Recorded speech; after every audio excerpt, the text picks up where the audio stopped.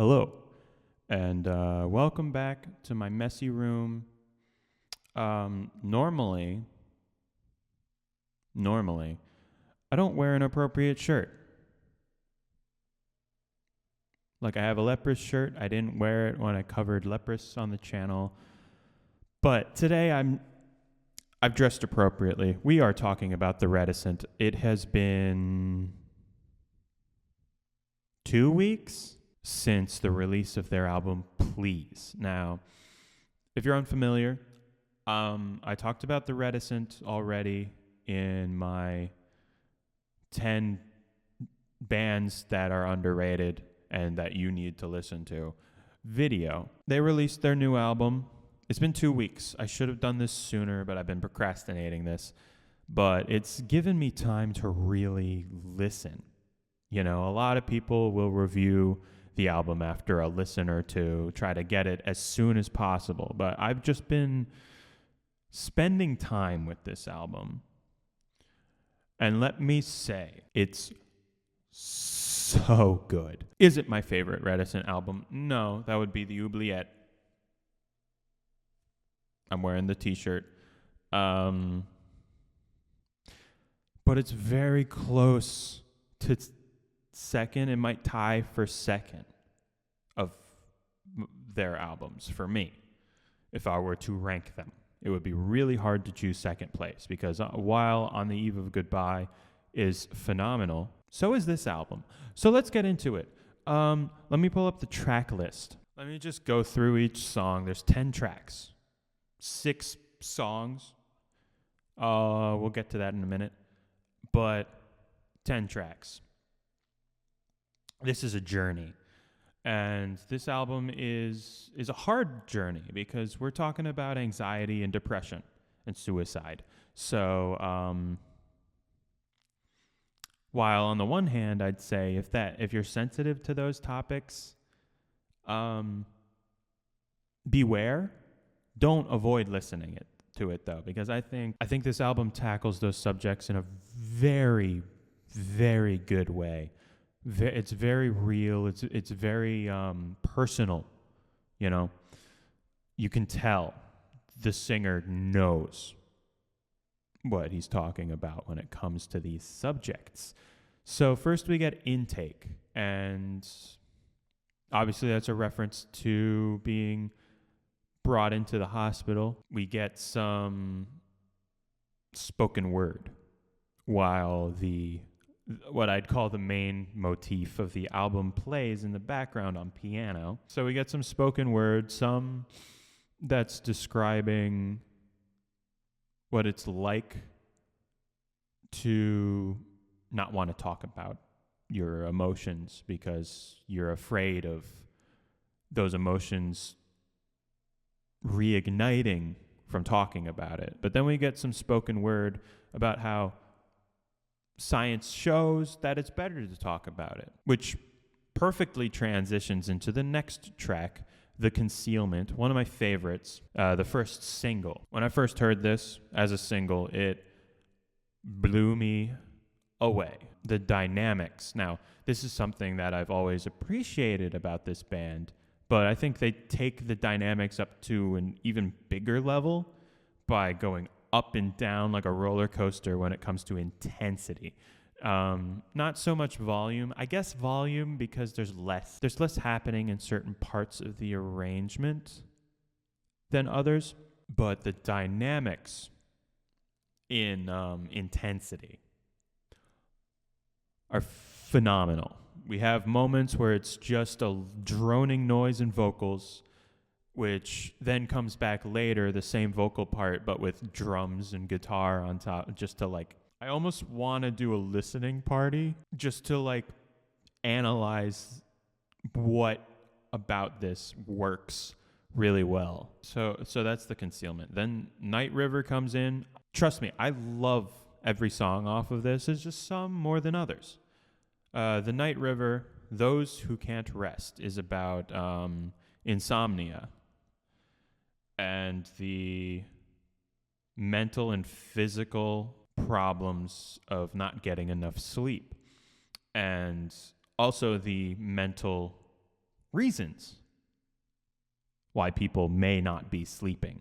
Very catchy guitar riffs, very good. The chorus is definitely the outstanding moment of this song. Then we get into Diagnosis 1. We're talking about anxiety. We have a woman speaking about symptoms of anxiety. So I'm imagining that these spoken word tracks, we get an intake, we get Diagnosis 1 is anxiety.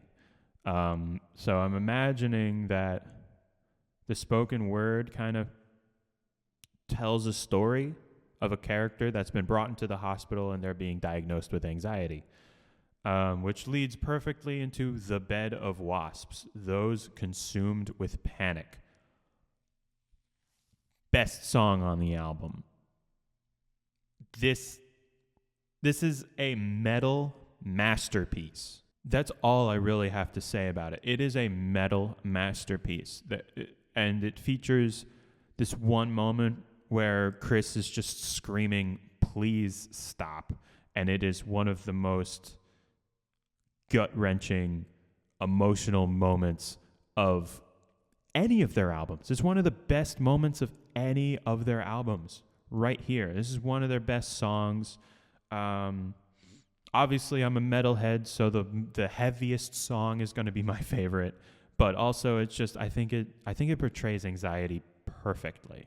Next, we have The Scorn, Those Who Do Not Understand, and we're taking a step away from the perspective of people with anxiety and depression and insomnia, and we're looking through the lens of people who don't understand. It's such it really begs for conversation, you know? Like it takes the perspective of people who don't suffer with mental illness and don't understand it and don't understand why it's such a big deal.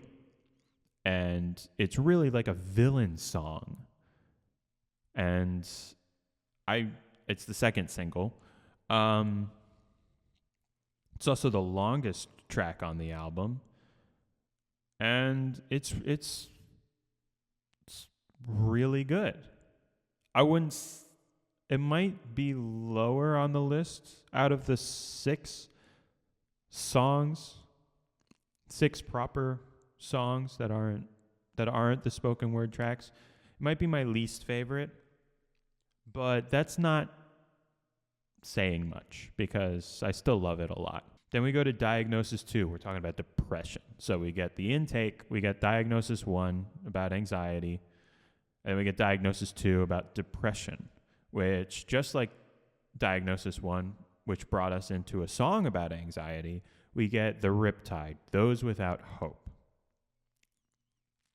Perfect transition into it. We get this pulsing, like, white noise that turns into the sound of waves almost perfectly. It might be one of their saddest songs. There's no drums.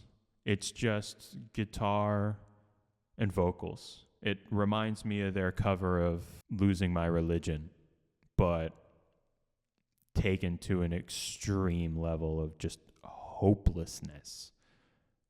And it's beautifully dark. And it's harmonically simple compared to the rest of the album, but it's so effective.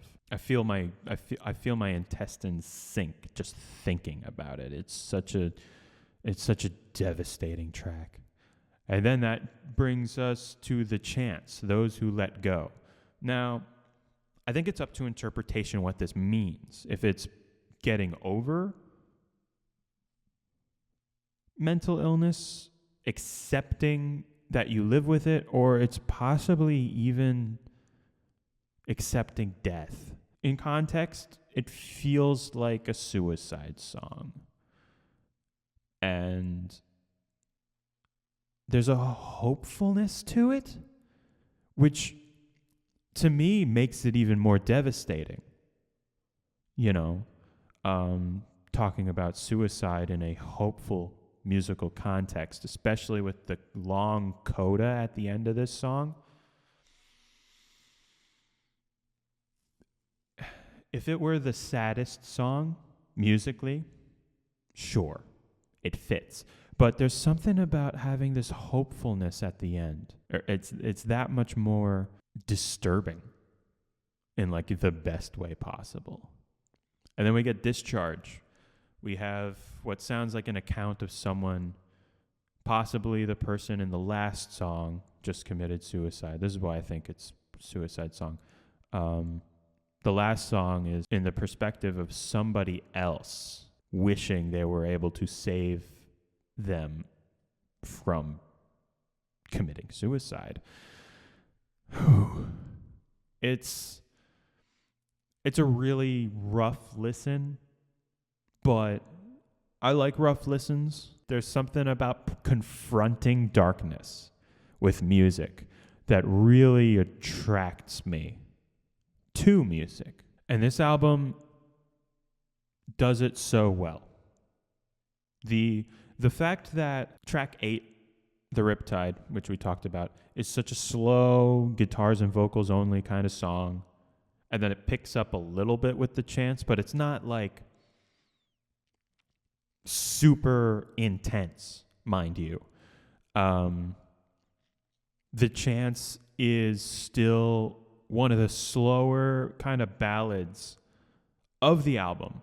And my first listen was like, why? I didn't understand it, but after a couple listens, I get it. Mental illness is exhausting. If this were the story of somebody who is brought into a hospital, doesn't want to talk about it, is losing sleep over it, is getting anxiety, people don't understand, and then they lose hope, and they're just exhausted by it.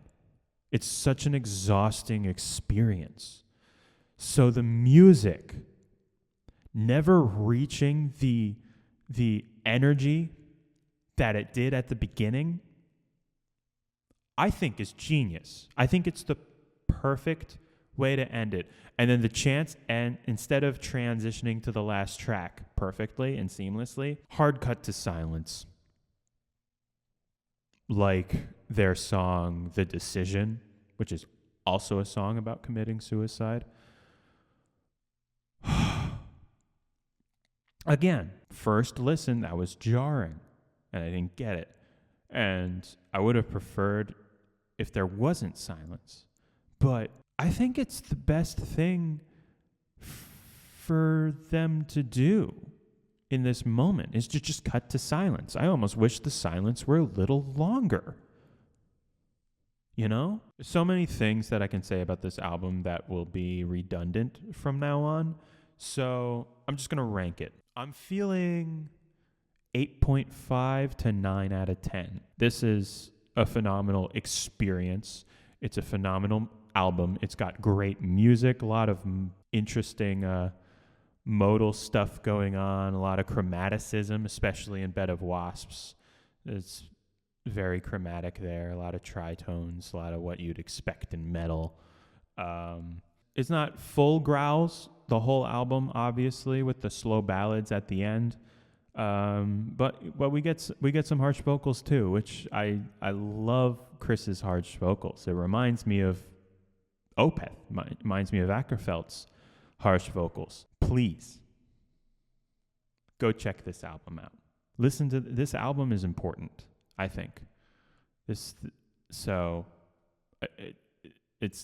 topics that I feel like need to be talked about, and so people need to listen to this. You need to listen to this, and just give these guys more attention, because they do not have the attention that they deserve.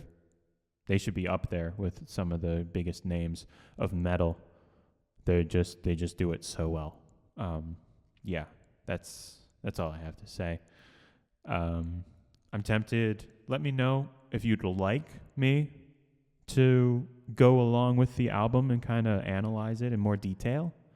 I'm open to do that. I was listening to it in the car, and I was inspired to do something like that. But until then, and until the next video, take care. Cheers.